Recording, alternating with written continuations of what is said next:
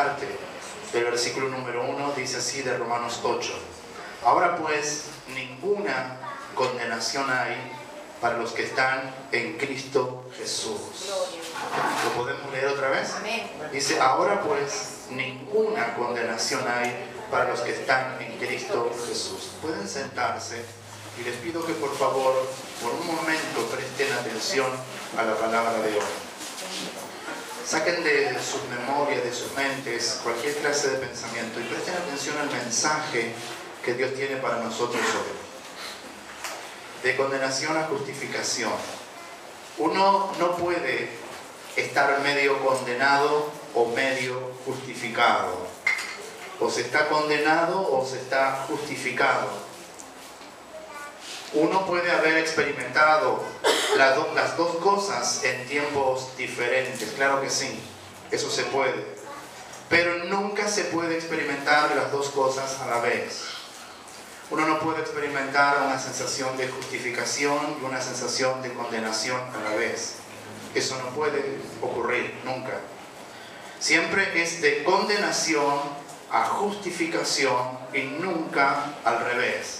Nunca es de justificación a condenación, sino de condenación a justificación. Así es. Esa es la normativa, esa es la regla, esa es la voluntad de Dios. La condenación y la justificación son dos doctrinas bíblicas que nos hablan de perdición y de salvación. Dos cosas opuestas, perdición y salvación. Además, estas dos doctrinas están basadas en cuestiones legales de la justicia de Dios. Cuando hablamos de condenación estamos hablando de un tema legal. Cuando hablamos de justificación hablamos exactamente de otro tema legal. Estas doctrinas nos hablan de perdición y salvación, de esclavitud y libertad, muerte y vida. Son doctrinas que se contraponen, son doctrinas que se enfrentan y que a lo largo de toda la Biblia tenemos la enseñanza para nosotros de una salvación o de una perdición. Entremos al tema para analizar esta frase del versículo número 1. Primero, quiero que veamos condenación allí. ¿Ven en el versículo número 1? Condenación. Es la primera parte. Cuando nosotros leemos en este versículo dice que ninguna condenación, y ahí aparece la palabra condenación, que es una doctrina legal, desde el punto de vista de la justicia de Dios. Entonces nosotros nos preguntamos, ¿cuál es la condenación que habla la Biblia? ¿Cuál es la condenación que menciona aquí el apóstol Pablo? Esa condenación que se dice, ninguna condenación, ¿a qué se refiere? ¿Cuál es la condenación que Dios da como pena a aquel que es pecador? ¿Cuál es la condenación? Bueno, la Biblia dice en Mateo capítulo 23, versículo 33, claramente allí cuál es la condenación. Mateo capítulo 23, versículo 33, vamos a ahondar progresivamente hasta llegar a la parte más profunda de lo que queremos decir aquí. En la frase del versículo número 1, ahora pues ninguna condenación hay para los que están en Cristo Jesús. Y en el pasaje que yo he mencionado, Mateo 23, versículo 33, me gustaría que los que trajeron Biblias, por favor, vayan a leer ese pasaje. Van a encontrar cuál es la condenación que la Biblia trata. Fíjense en el verso 33, ¿lo tienen? Hay una palabra fuerte del Señor Jesús a los fariseos hipócritas, a los religiosos. El Señor les dice serpientes. ¿Se imaginan Dios llamando así? Así predicaba Jesús y así es como Dios habla. Serpientes, generación de víboras. Pero eso lo vamos a dejar para otra predicación, ¿sí? La predicación de ahora, la parte que nos interesa es lo que está después en esa pregunta. ¿Cómo escaparéis de la condenación del infierno? Entonces la pregunta era, ¿cuál es la condenación? Y la respuesta es el infierno. ¿Cuál es la condenación? El infierno. Jesús está hablando aquí. Y Jesús dice claramente que el infierno existe. Y Jesús dice claramente que el infierno es una condenación. Es la condenación por excelencia. El infierno es la condenación. Déjenme repetirle otra vez que el infierno es la condenación. El infierno no es un estado, sino un lugar.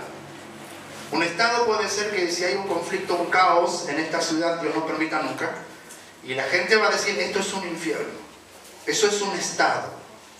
O un problema que uno tenga matrimonial o familiar y dirá, estoy viviendo un infierno. No creo que haya un infierno peor que este infierno del que estoy viviendo ahora. Eso es un estado.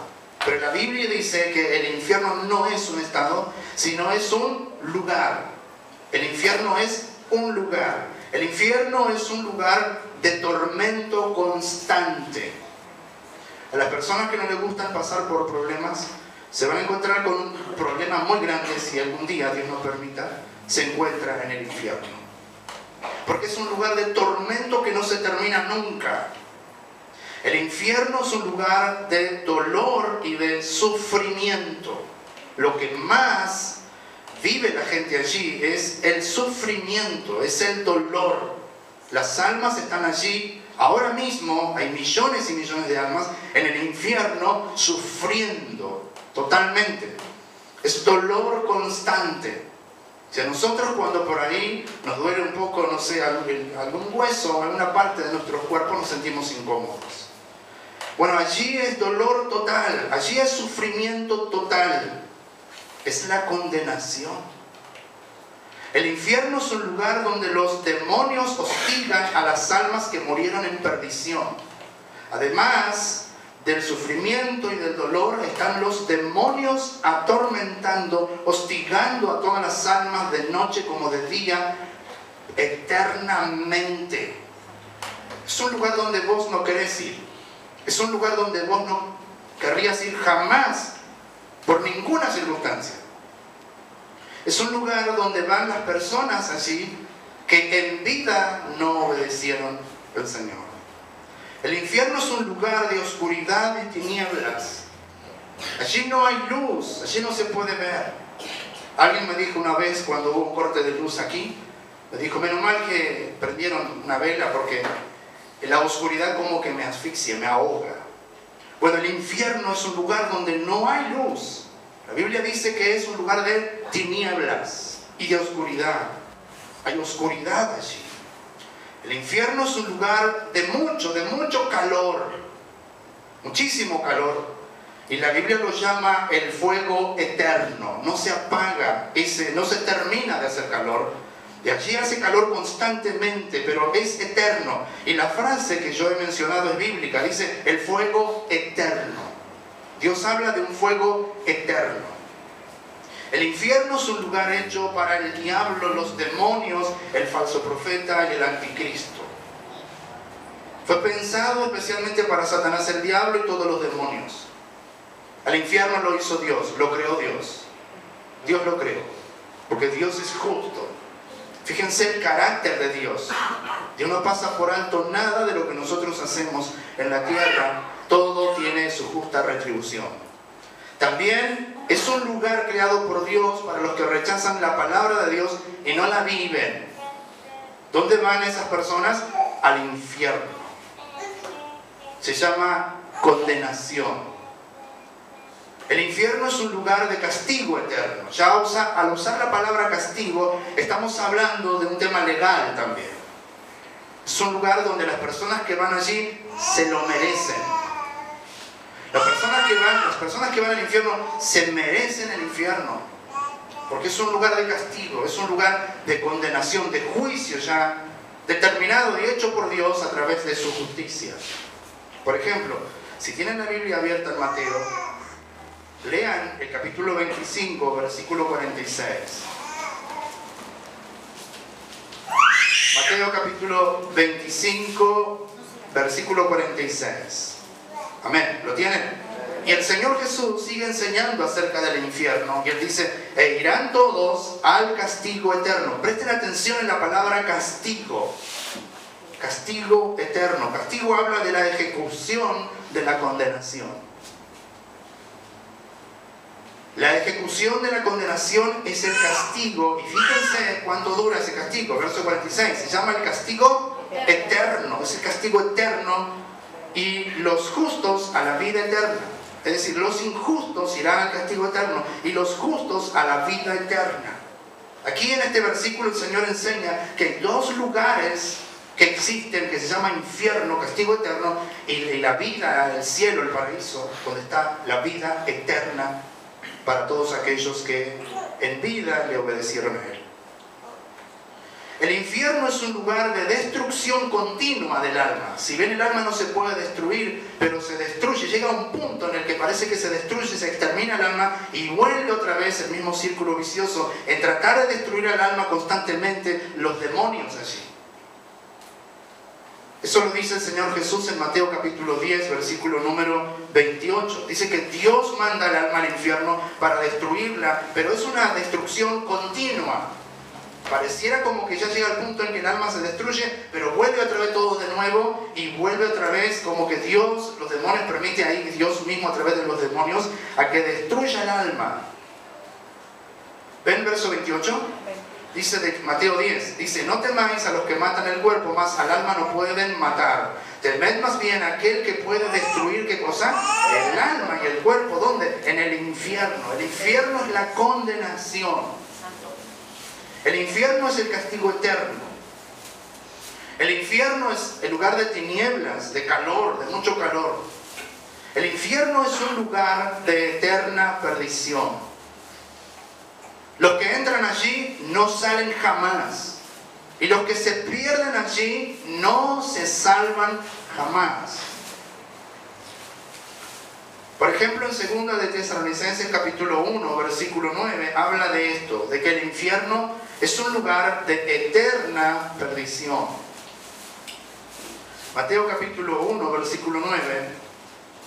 Quiero compartirles y leerles este pasaje que habla muy bien acerca del tema que estamos tratando. Amén. 2 de Tesalonicenses capítulo 1, versículo 9. Si lo han encontrado, digan amén. Amén. Dice: los cuales sufrirán, que dice ahora pena. Esa palabra pena también habla de una palabra legal. Es una palabra legal, como castigo. Pena, castigo, condenación. Son palabras legales. Dios está obrando con justicia. Y está obrando la justicia de Dios. Verso 9, ¿lo tienen? Amén. Los cuales sufrirán pena de eterna, ¿qué? Perdición. Es una perdición eterna. ¿Me oyeron todos? Cuando uno muere, el alma se va a una perdición eterna si muere sin Cristo, si muere sin obedecer la palabra de Dios. Y ahora oigan bien, lo peor viene después. Verso 9 dice: excluidos ¿de qué? De la presencia del Señor y de la gloria de su poder. Nunca más verán a Dios. No está permitido que nunca más vean a Dios. Excluidos de Dios. Ya perdieron el cuerpo, perdieron la salvación y ahora pierden a Dios. No tienen más esperanza, no tienen forma de salir de allí. Es un lugar de condenación plena por nuestro Dios. Wow, que nadie respire. El que entra allí no sale más. Y esta es la condenación que habla Pablo en Romanos capítulo 8, versículo 1. Ninguna condenación hay para los que están en Cristo Jesús. Esa es la primera parte. La segunda parte habla del versículo número 1 de Romanos 8, de la justificación. Primero habla de la condenación y luego habla de la justificación. El pasaje de Romanos capítulo 8, verso 1, nos informa que solo hay un grupo, oigan bien, un grupo de personas que no están condenadas. ¿Cuántos grupos hay?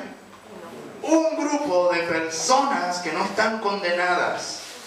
La palabra clave que nos muestra un grupo de personas justificadas es la palabra para. ¿Lo ven allí? La palabra para. Fíjense en Romanos capítulo 8, versículo 1. Dice: ahora pues ninguna condenación hay, y aparece la palabra para. Esa palabra dice que no hay condenación para. No hay condenación para los que para los que cumplan con este requisito. ¿Cuál es el requisito? La palabra para apunta a ellos, para ellos, como diciendo para este grupo de gente, o para ellos, no hay condenación. Hay un grupo de personas que no tienen condenación, hay un grupo de personas que no irán jamás al infierno. ¿Quiénes son los que no irán jamás al infierno? El grupo de personas está conformada por los que están en Cristo Jesús. El grupo de personas está conformada por los que están en Cristo Jesús. Lo ven en el verso número 1. Y la gran pregunta para nosotros es, ¿qué es estar en Cristo Jesús? ¿Qué es estar en Cristo Jesús? Primero les voy a decir lo que no es estar en Cristo Jesús. ¿Qué no es estar en Cristo Jesús? Estar en Cristo no es ser miembro de una iglesia. Miembro de una iglesia es algo muy bueno, muy bonito, pero eso no es estar en Cristo. Estar en Cristo no es pertenecer a una congregación, como aquí, por ejemplo. Eso no es estar en Cristo Jesús, aunque eso sea muy bueno. Estar en Cristo no es ocupar un cargo o puesto en la iglesia. Eso también está bueno porque hay que hacer algo en la congregación. Pero eso no es estar en Cristo. Estar en Cristo no es tener un ministerio o un don especial. Eso tampoco no es estar en Cristo. No significa que uno está en Cristo. Estar en Cristo no es tener un talento para Cristo. No es estar en Cristo eso. Y muchos confunden. Yo estoy en Cristo, dicen, porque siempre estoy los domingos en la reunión. Eso está bueno que esté. Pero eso no te asegura que no te vayas algún día allí, al infierno. Todo lo que mencioné recién. Tenés que asegurarte aquí en vida. Yo prefiero asegurarme aquí en vida. ¿Cómo saber de que el día que parta de esta tierra me voy a ir con el Señor? ¿Cómo podré estar seguro si aquí en la tierra yo tengo que estar seguro? Caminando con seguridad. Si alguno piensa que por estar o formar parte de una membresía, de una iglesia, se salva, está realmente equivocado. Porque eso no enseña la palabra de Dios. Ahora, la Biblia misma nos informa qué es estar en Cristo. Vamos a leer una carta del mismo autor, el apóstol Pablo, en 2 de Corintios, capítulo número 5. 2 de Corintios, capítulo número 5, versículo 17. Allí nos va a informar qué es estar en Cristo. 2 de Corintios, capítulo 5, versículo 17. ¿Lo han encontrado? Dice aquí, miren, de manera o de modo que si alguno está en Cristo, nueva criatura es. Las cosas viejas pasaron, he aquí todas son hechas nuevas. ¿Cuántos dicen amén? Es palabra de Dios. Y aquí nos informa qué es estar en Cristo. Bueno, lo primero que vemos en el verso 17 es que el que está en Cristo nació de nuevo. Es una persona nueva. Es una persona distinta a la persona que no está en Cristo. Es una persona cambiada, es una persona transformada, convertida. Es una persona distinta que camina por este suelo de tierra. Es una persona realmente que se parece a Dios, a Cristo. Porque es una nueva criatura. Dice claramente allí, ¿no? Entonces es una nueva creación. Dios lo ha creado de nuevo. Si bien Dios ha creado al ser humano dentro del vientre de su madre. Pero ahora se produce una nueva creación. Ahora todo lo que fue ha sido cambiado por la nueva creación. Es nuevo ahora. Es totalmente nuevo. Es totalmente cambiado. Tiene nuevos principios. Tiene nuevos valores. Tiene una nueva perspectiva de la vida, del mundo. Tiene nuevos deseos. Tiene nuevos pensamientos. Todo es nuevo en esa persona. Eso es estar en Cristo. Y para esas personas, Dios le dice, no hay ninguna condenación. En otras palabras, no irás al infierno. Y dice el texto, las cosas viejas pasaron con su vieja creación. La vieja creación es cambiada con las cosas viejas. ¿Cuáles son las cosas viejas de la vieja creación? El pecado. ¿Qué hacía la vieja creación? Pecaba. Lo que es nacido de la carne, carne es. Lo que es nacido de papá y mamá va a ser pecador. ¿Cuáles son las otras cosas viejas de la antigua creación? El mundo. El mundo con todos sus placeres. El mundo con toda su gloria. El mundo con todos sus atractivos. Eso pertenece a la antigua creación. Eso pertenece a la antigua vida. El que está en Cristo tiene un mundo nuevo. Tiene un reino nuevo. Que no es de esta tierra. ¿Qué otras cosas viejas son de la vieja creación? La carne. La carne, la vida pecaminosa. La vida que se deleita en el pecado, en los placeres desmedidos. Todo eso pasaron. Dice el versículo, no lo dice así. De modo que si alguno está en Cristo Jesús, todo eso pasará. Usted puede estar acá y puede estar con la vieja creación y con las cosas viejas de la vieja creación. Entonces usted no está en Cristo. ¿Quiere que le repita otra vez? Entonces no está en Cristo usted. Eso quiere decir que todavía está bajo condenación. Eso quiere decir que si algún día parte de esta tierra, no se irá con el Señor. Y todas las cosas son hechas nuevas. ¿Ven el versículo otra vez? Todas las cosas son ¿cómo? Hechas nuevas con la nueva creación. Hay una nueva vida espiritual. Hay nuevos motivos para vivir. Hay nuevos gustos personales. Hay nuevas inclinaciones personales. Hay nuevo alimento espiritual. Hay un nuevo reino espiritual que rige sobre esa persona. Hay un nuevo dueño espiritual que es Cristo Jesús.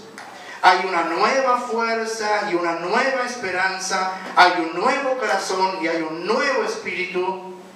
Todo es nuevo. Ha nacido de nuevo y por lo tanto todo lo que lo rodea es nuevo. Es nueva creación. Eso es estar en Cristo Jesús.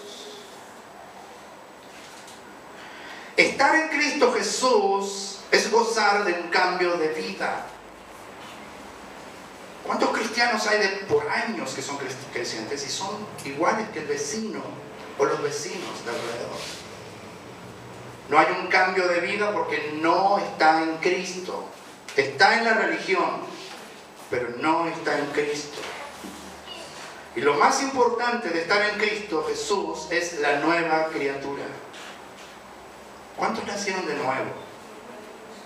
Pregúntense. ¿Sobre qué base uno sabe si nació de nuevo? Sobre las bases y las cosas antiguas todavía reinan en su vida. Esa es la base. Esa es la revelación. Si hay cosas nuevas en mi vida, si hay nuevas inclinaciones, si hay nuevos valores, nuevos principios en mi vida, y yo me doy cuenta ahora que mi vida está cambiando, yo he nacido de nuevo y tengo el gozo más grande, porque cuando el Señor me llame, subiré a estar en su presencia. Pero si tengo las cosas viejas todavía en mi presente, y yo digo que soy un evangélico, o digo que soy un cristiano y tengo cosas viejas en mi vida, entonces hay una tristeza muy grande en mi corazón, porque nunca podré subir a la gloria de mi Creador. En Gálatas capítulo 6, versículo 15, yo quiero que lean por favor este pasaje, donde otra vez el énfasis está puesto en la nueva creación. En Gálatas capítulo 6, versículo 15. Y fíjense que va a aparecer la misma frase, Cristo Jesús. Cristo Jesús. Verso 15, ¿lo tienen? Dice, porque en Cristo Jesús, otra vez está hablando lo que dice en Romanos 8:1, ni la circuncisión, que habla aquí de ritos religiosos, ni la circuncisión vale nada, ni la incircuncisión, que habla de una persona no religiosa. Ni la religión ni la no religión valen algo. ¿Lo ven? ¿Qué es lo que vale en Cristo Jesús? Una nueva creación. ¿Qué es lo que vale? Una nueva creación. Usted puede ser la persona más religiosa y gritar más fuerte que todos y decir que está siendo tocada por el Espíritu Santo y no sé, y muchísimas cosas. Pero si no ha nacido de nuevo, de nada sirve. De nada sirve. Usted puede decir que está en Cristo Jesús porque hace muchos años que está ocupando un puesto, un cargo, pero si no ha nacido de nuevo, de nada sirve. Esta es la razón por la cual el verso número 1 de Romanos 8 tiene un agregado de santificación. Pasan al versículo número 1 otra vez, de Romanos capítulo 8. Vieron que no leímos completo, pareciera que no leímos completo el versículo 1, pero sí hemos leído completo el versículo 1. ¿Lo podemos leer otra vez? Amén. Dice, ahora pues ninguna condenación hay para los que están en Cristo Jesús. Y viene esto, lo que sigue, los que no andan conforme a la carne, sino conforme al Espíritu. Esto es un agregado. Esto no lo escribió Pablo. Se cree que fue escrito por los copistas cuando transcribieron el texto original a otro texto, a otro papiro, a otra hoja nueva. Entonces se escribió también los que los copistas interpretaban qué era estar en Cristo Jesús, que también tiene un valor muy importante de interpretación histórica. Ellos entendían que estar en Cristo Jesús significaba llevar una vida nueva, andar una vida nueva. ¿Lo ven claramente así? Si bien eso no lo dijo el apóstol Pablo, también sirve lo que está allí, porque nos da a entender lo que pensaban los hombres en la antigüedad con respecto a lo que es estar en Cristo Jesús. Y claro, esto concuerda muy bien con el contexto, el versículo número 2. Vean el versículo 2, por favor, ahora, de Romanos 8. El versículo 2 habla otra vez de estar en Cristo Jesús. ¿Lo ven allí? Dice, porque la ley del Espíritu de vida, ¿en quién? En Cristo Jesús. Romanos 8:1 dice, los que están en Cristo Jesús. En Romanos capítulo 8, versículo 2 dice, la ley del Espíritu de vida en Cristo Jesús, ¿qué le ha hecho? ¿Me ha librado de qué? Del pecado. Entonces, estar en Cristo Jesús no es estar en el pecado. Estar en Cristo Jesús no es estar sentado en un lugar como aquí, ni estar parado en un lugar como el que estoy yo. Eso no significa estar en Cristo Jesús, sino llevar una vida nueva, una vida cambiada, una vida transformada, una vida que ha dejado atrás al pecado, al mundo y a la carne. Eso es estar en Cristo Jesús. Y a esas personas el Señor le dice, el infierno no es para vos.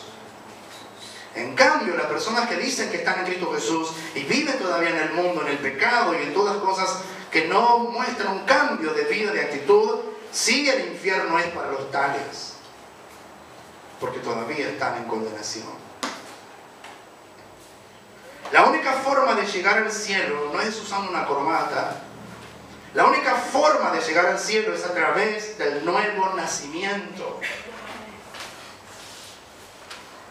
¿Me oyeron? La única forma de llegar al cielo es a través del nuevo nacimiento. Jesús le dijo a Nicodemo esto. San Juan capítulo 3, versículo 3. Jesús le habló a un gran religioso de la historia. Un religioso como si fuera un papa. Nicodemo. ¿Qué haría usted si le tiene que predicar al papa? Si le tiene que evangelizar al papa, ¿qué haría usted? ¿Qué le diría? Usted solamente le falta a Cristo. Pero Jesús le dijo al gran religioso de la época llamado Nicodemo, el cielo no tiene parte contigo. Tienes que nacer de nuevo. Estás todavía bajo condenación con todo tu conocimiento religioso. San Juan capítulo 3, versículo 3 dice, respondió Jesús y le dijo, de cierto te digo. ¿Qué quiere decir esa frase? Quiere decir que lo que el Señor estaba diciendo era muy cierto, ciertísimo era. Te digo una gran verdad, dice Dios aquí. Te digo una gran verdad, dice Cristo. El que no naciere de nuevo no puede ver el reino de Dios. Yo no puedo decirte, porque hermano, Dios me va a juzgar a mí si yo te digo, no importa si cómo estás, vas a ir al reino de los cielos. No te puedo decir eso, porque no te estoy amando si yo no te digo la verdad. Te tengo que decir la verdad, aunque te duela, te confronte, te enoje conmigo, no me saludes, pero es el amor que Dios puso en mi corazón, por eso te digo la verdad. Si no naces de nuevo, no verás nunca el reino de Dios. Si no dejas las cosas antiguas, si no dejas las cosas viejas, si no hay una nueva creación en tu corazón, nunca vas a entrar al reino de Dios. Y eso me duele a mí. Pero si vos naciste de nuevo, dale gloria a Dios, porque sí verás al Señor. Porque cuando Él deje de latir tu corazón, te encontrarás en la misma presencia del Señor. Y eso será un gozo tremendo. Pero si no naciste de nuevo, y el día que deje de latir tu corazón va a haber una gran pérdida en tu familia, en la iglesia, y lo peor de todo es que sabremos que no fuiste a la presencia de Dios, porque aquí no recibiste la palabra, no la pusiste por obra.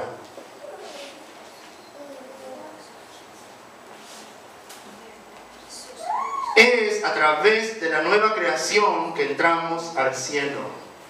Es a través del nuevo nacimiento que entramos al cielo.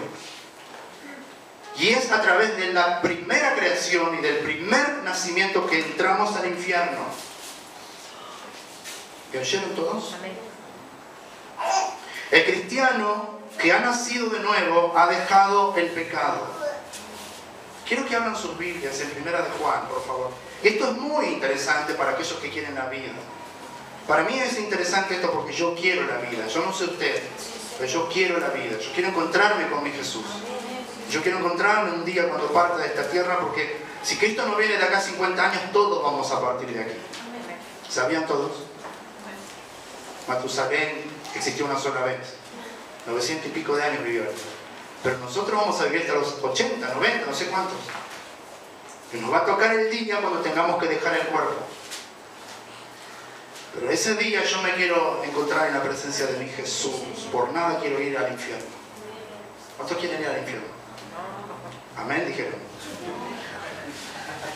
Ay, Señor. No se vayan. Por eso estamos aquí. ¿Cuál es el propósito de la iglesia? De conservar gente para el cielo. Ese es el propósito de la iglesia. Porque en el mundo todos se van al infierno. Pero está la iglesia, que es un grupo de gente que se prepara para irse al cielo. Bueno, vamos a leer aquí en 1 de Juan capítulo 3, versículo 9, que el cristiano que ha nacido de nuevo ha dejado el pecado. ¿Qué ha dejado? El pecado. No practica el pecado. A ver, ¿lo tienen ahí? 1 de Juan 3, 9 dice, todo aquel que es nacido, bien la palabra nacido, está hablando de nacer de nuevo. Está hablando de la misma palabra que le habló Jesús a Nicodemo. Por eso que el que nace de nuevo entra al reino, porque ha dejado el pecado. Todo aquel que es nacido ¿de quién? De Dios, o sea, no de papá ni de mamá, sino de Dios. ¿Qué dice? No practica el pecado. Porque la simiente es el Hijo de Dios, permanece en Él. Y no puede pecar porque es nacido de Dios. De manera que el que ha nacido de nuevo tiene algo que repele al pecado. No se deleita en el pecado. No se goza en el pecado. Se entristece cuando peca porque todavía no es perfecto y puede que de vez en cuando cometa cierto pecado. Pero no se goza en el pecado. No lo comenta, no lo dice. Mirá lo que hice como una gran hazaña. Sino que se avergüenza porque nació de nuevo. Y luego va aprendiendo y va alejándose más y más del pecado y se aleja más del pecado y no lo practica el pecado, no tiene al pecado como una forma de vida, como un estilo de vida, porque ha nacido de Dios. Tiene la simiente de Dios dentro de su corazón y no puede pecar, dice el versículo. Por eso que esa persona no tiene condenación y el cielo le corresponde. El cielo es para esa persona. entra al reino de los cielos. Eso es en primer lugar. El que ha nacido de nuevo ha vencido al mundo. Primera de Juan, ¿tienen la Biblia abierta? Capítulo 5, versículo 4. Fíjense el capítulo número 5, versículo 4, la palabra del Señor. Y otra vez este versículo habla del nuevo nacimiento. Amén, ¿lo tienen? Dice, porque todo lo que es nacido de Dios, nuevo nacimiento, nueva criatura en Cristo Jesús, todo lo que es nacido de Dios, ¿qué hace? Vence al mundo. No es que el mundo lo vence a él. No es que él tiembla ante una tentación del mundo. No, es un vencedor, lo pasa por encima al mundo. Porque el mundo con todo su pecado está bajo el gobierno de Satanás. Pero el que ha nacido de nuevo está por encima de la corriente del mundo. Eso es lo que hace a un creyente convencido y un creyente convertido. El creyente convertido pasa por encima del mundo, las cosas del mundo, sabe que todo es pecaminoso y vence al mundo. Verso número 4, ¿lo tienen? Dice, esta es la victoria que ha vencido al mundo, nuestra fe.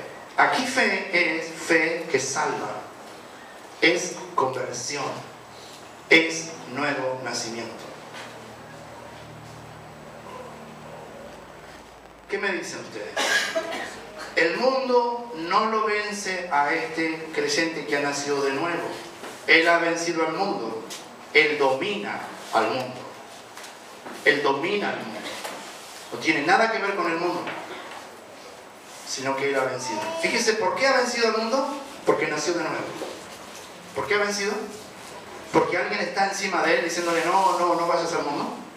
No, venció al mundo porque nació de nuevo. No practica el pecado porque hay alguien que está detrás de esa persona con reglas. ¿Sí o no? No practica el pecado porque nació de nuevo. Entonces, mirá qué importante es nacer de nuevo, porque uno se libera de un montón de cosas mundanas de esta tierra. A ver si estoy acá. Volviendo a Romanos capítulo 8, versículo número 1, vemos que estar en Cristo Jesús es tener ¿un qué? Un cambio en la vida. Es tener ¿un qué? Un cambio en la vida. Estos son los que no tienen ninguna condenación. ¿Por qué no tienen ninguna condenación? Porque han sido justificados. ¿Por qué? Porque han nacido de nuevo. ¿Por qué? Porque han sido convertidos. Fueron cambiados, convertidos. Y si hay alguno aquí que no está en Cristo Jesús, que no ha nacido de nuevo, hay un camino que te lleva al nuevo nacimiento. Si alguno aquí está diciendo, sí, yo estoy en esta condición, hermano, el pecado me domina y yo digo que estoy en Cristo, pero no estoy en Cristo. Hay un camino que te lleva a ello. ¿Cuál es el camino que nos lleva al nuevo nacimiento? Oír y recibir la palabra de Dios. ¿Cuál es el camino que te lleva al nuevo nacimiento? Oír y recibir la palabra de Dios. Por eso es tan importante que preste atención a la palabra de Dios. Y por eso es que el diablo no quiere que uno preste atención a la palabra de Dios. Le voy a mostrar dos pasajes bíblicos. Primera de Pedro capítulo 1, versículo 23. Primera de Pedro capítulo 1, verso 23 habla del nuevo nacimiento y dice que la palabra de Dios es la que produce el nuevo nacimiento.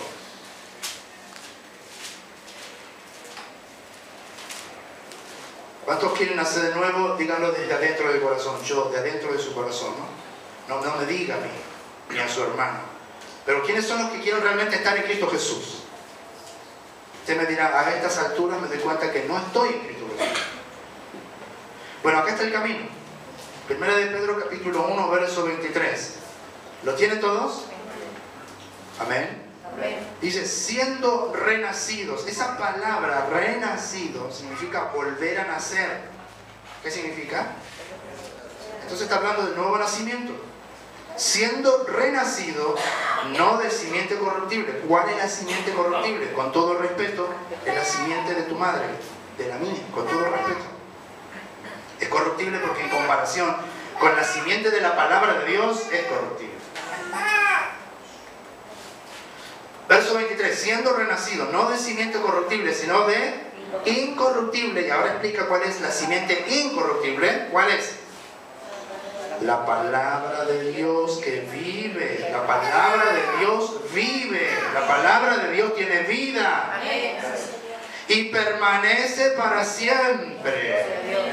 Usted puede que deje de existir, pero la palabra va a seguir existiendo. Y dejó de existir Pablo, y dejó de existir Pedro, pero la palabra siguió existiendo. Porque cielo y tierra pasarán, pero mi palabra no pasarán, dijo el Señor Jesús. Y es una palabra viva, es una palabra que hace que nosotros podamos nacer de nuevo. Entonces, si vos estás en una condición así pecaminosa, no te enojes con la palabra. Si querés vida, decir, voy a prestar atención para ver cómo puedo encontrar eso. Así es como se hacen las cosas. No es, me está dando un palo a mí. Acá no hay palos, hermano, acá hay palabras de Dios. No lo tomes así, tomalo como el escape, la bendición que Dios te da. Entonces, ¿cómo puedo nacer de nuevo? Por medio de la palabra de Dios. En la medida que preste atención, en la medida que permita que la palabra se aloje en mi corazón, en la medida que yo aprendo la palabra, en la medida que yo la recibo la palabra, se produce el nuevo nacimiento. Otro versículo. Santiago, capítulo 1, versículo 18. Santiago, capítulo 1, versículo 18. Eso está en la carta anterior, ¿sí? ¿Lo tienen? Verso 18 dice que Dios, Él es Dios ahí, de su voluntad, por medio de la voluntad de Dios, nos hizo ¿qué? Nacer. ¿Qué nacimiento es ese? ¿El primero? No, es el nuevo nacimiento. Él de su voluntad nos hizo ¿qué? Nacer. ¿Por qué cosa nos hizo nacer? Por la palabra de verdad. ¿Por qué nos hizo nacer? Por la palabra de verdad. Para que seamos criaturas, primicia, los primeros de la creación de Él. Todos nosotros lo sabemos. ¿Cómo se nace de nuevo? Por la palabra. ¿Cómo? A ver. Mientras que vos abrís tu corazón a la palabra del Señor, mientras que vos oís la palabra del Señor, mientras que vos alojás la palabra del Señor en tu corazón, en tu vida, esa palabra es viva y tiene poder para hacerte nacer de nuevo. Y vas a experimentar un cambio en tu vida y en tu corazón. Pero si te pones a rechazar a la palabra, si te pones a cuestionar a la palabra del Señor, si no la querés oír, ¿cómo vas a nacer de nuevo? El apóstol Pablo dijo en otro lugar que la fe que salva viene por oír la palabra de Dios. Entonces, cuando hay hambre de la palabra, uno recibe la palabra del Señor y la palabra hace que uno nazca de nuevo.